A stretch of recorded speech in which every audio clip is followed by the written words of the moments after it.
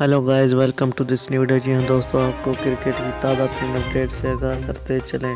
تیسرا ٹیسٹ پاکستان نے بیٹنگ کے آغاز پر ہی پہلی وکٹ گنوا دی۔ جی ہاں دوستوں، انگلینڈ کے خلاف آخری ٹیسٹ میں پاکستان کی پہلی وکٹ صرف 18 رنز پر ہی گر گئی۔ تفصیلات کے مطابق پاکستان نے ٹاس جیت کر پہلے بیٹنگ کا فیصلہ کیا، جس پر عبداللہ شفیق اور شان مسعود نے میدان میں اتر کر بیٹنگ کا آغاز کیا، لیکن عبداللہ شفیق صرف 8 رنز ہی بنانے میں کامیاب ہوئے اور 18 رنز کے مجموعی سکور پر گیند پر LBW ہو کر پویلین لوٹ گئے۔ کپتان بابر اعظم نے کہا ہے کہ پاکستانی ٹیم میں 4 تبدیلیاں کی گئی ہیں۔ پاکستان کی ٹیم میں باؤلر وسیم جونیئر ڈیبیو کریں گے۔ بابر اعظم کا کہنا تھا کہ امام الحق کی جگہ شان مسعود کو ٹیم میں شامل کیا گیا ہے، جبکہ اظہر علی اپنی آخری ٹیسٹ سیریز کھیلیں گے۔ قومی ٹیم میں نعمان علی، وسیم جونیئر، شان مسعود اور اظہر علی کو ٹیم میں شامل کیا گیا ہے۔